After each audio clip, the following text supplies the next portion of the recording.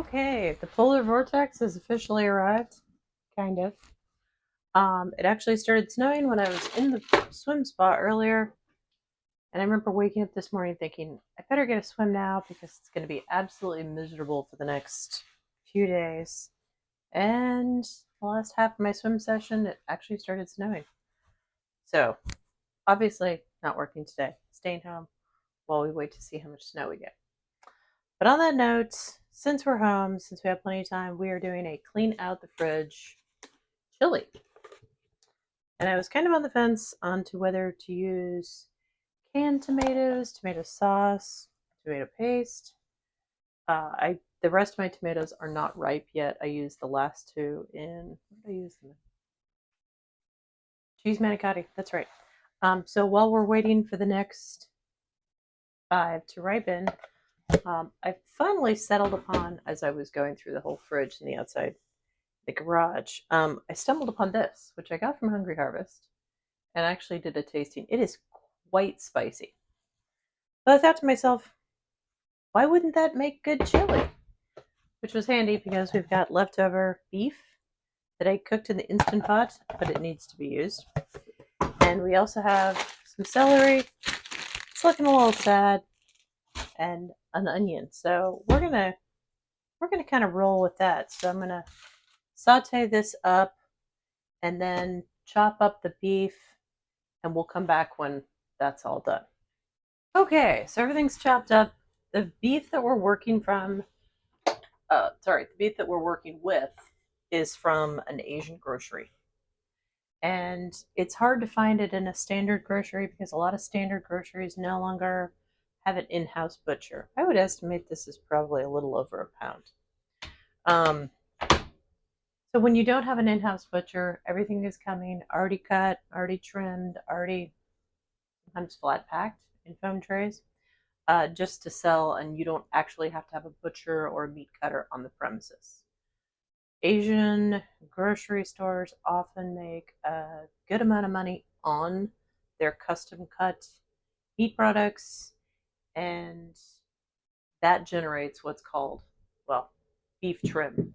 And I think most of the beef trim that I get is the offcuts as they're trimming for hot pot. Sometimes I get such high quality meat in the beef trimming packages that I wonder if it's offcuts and trimming for steaks because it's that tender. It used to be priced at $1.99 a pound. I remember always being very happy about that, but that was not going to last. So now it's a whole whopping like $2.49 a pound.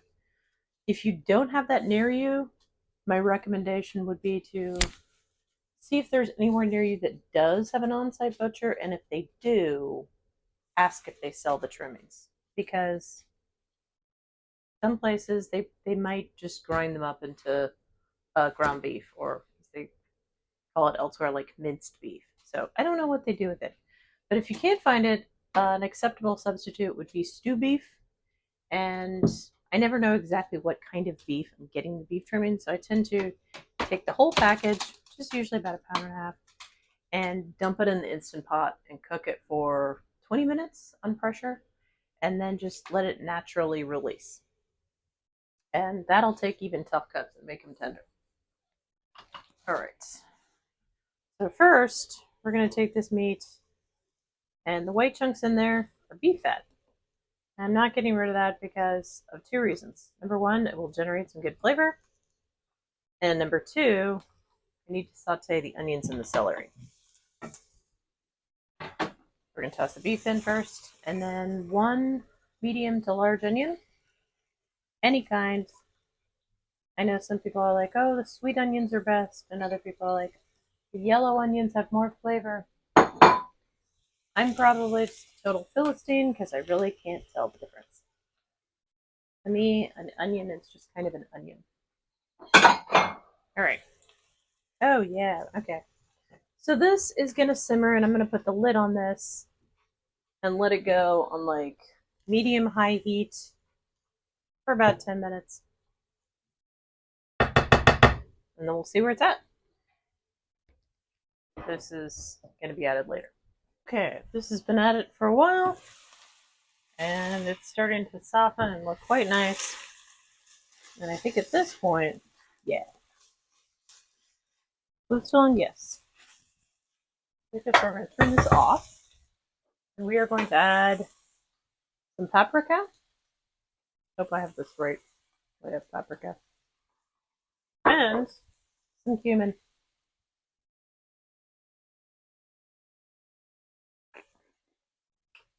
I think I'm going to add, I don't know, maybe like a teaspoon each.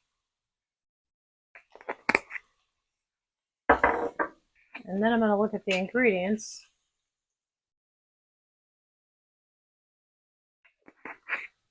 Of the Bloody Mary mix and see what we might need to add to that. See what it's got in it and what it does not. Just discovered when I went hunting for garlic that I think I'm out. I might have to have another hunt through the fridge to see if we have any. If we do not, it is not the end of the world. Let's see what's in here. Okay. So it's got tomatoes, Worcestershire. Okay, I don't need to add Worcestershire. Apple cider vinegar, tamari soy sauce, tamarind. Okay, good. Ginger, garlic. Okay, so it's got garlic. Red pepper, orange extract. That's interesting. Clove, natural smoke flavoring. Horseradish, onion powder, garlic granules, black pepper, cayenne pepper. I think we're good. I don't think we need to add anything else. I think the paprika and the cumin, two things needed to be in there. All right, so at this point, we're going to basically decant that into the soup pot.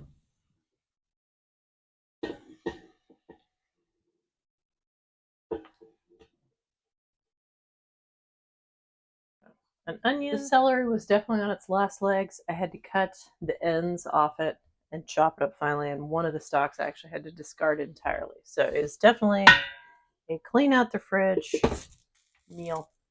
All right, so we're gonna kind of have to estimate this. How much is in the entire bottle? 25 ounces. So what does that translate? The serving size is half a cup, and there's 6 servings. So that's like 3 cups. So I think I'm gonna start by adding like half that.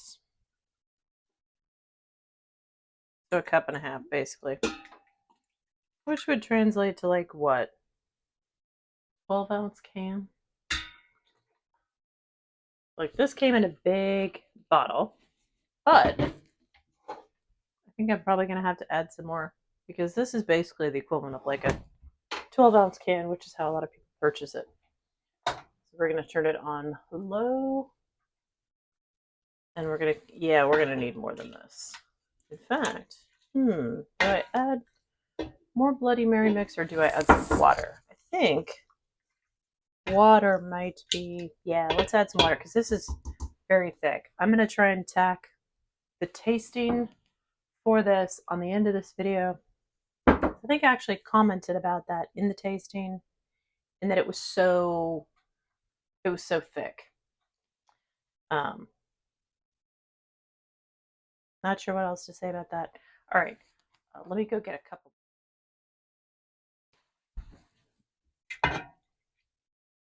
Okay, so we've got a cup and a half of the Bloody Mary mix and a cup and a half of water. As you can see, it's kind of like a soup-like consistency, but it's going to cook for a while. So that's fine. We're going to start it off at medium and then turn it to low. And then we'll come back later.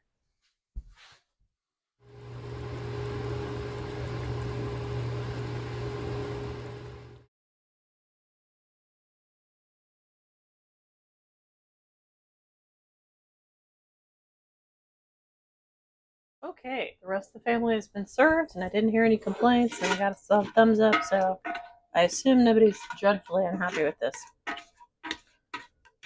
It is not as good as Bob's chili, but honestly, this is like a work of art. I don't think he'll share his recipe with anyone, so I get to enjoy it, but this is not as good as his, but we're not trying for that.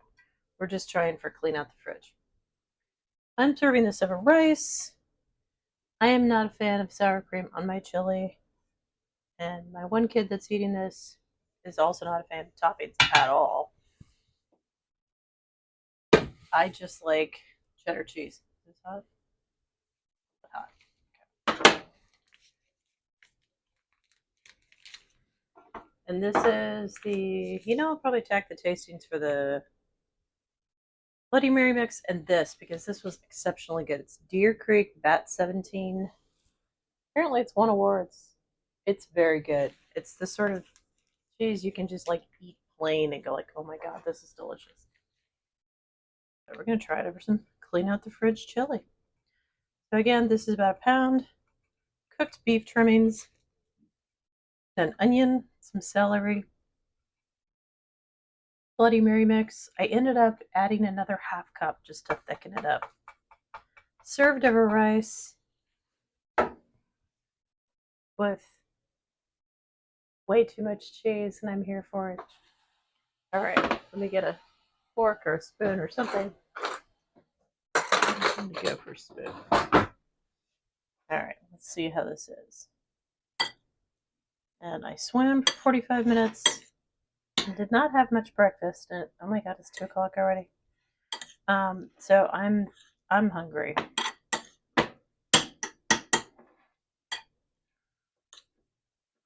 Definitely ready to enjoy this. Yes, I know a purist would be eating the chili all by itself, but you know what? I guess I'm just I'm never going to be elevated to like food critic status, I guess. All right. I'm just happy to create something edible that people will eat.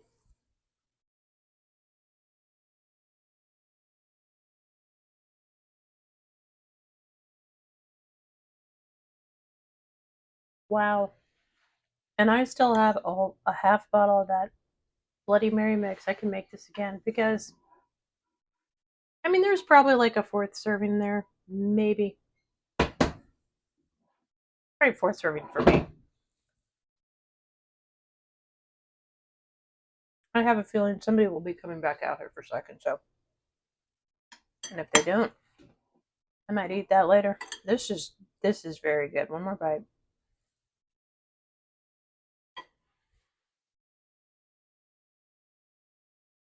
I would give that a 4.5 out of 5. I did not honestly expect it to come out that well. I was just going to be happy if I used up the beef and used up some of the Bloody Mary mix. The cheese is not going to go bad anytime soon. But, and I used up the celery too.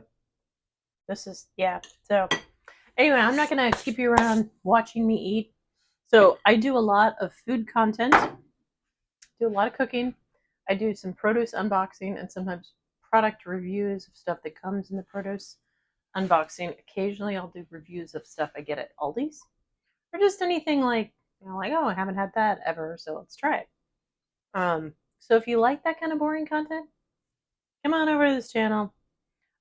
Think about hitting like and subscribe, but even if you don't, have a fantastic day. Stay safe and warm if you're anywhere near like the polar vortex area. Anyway, have a fantastic day. I'm off to scarf the rest of this town.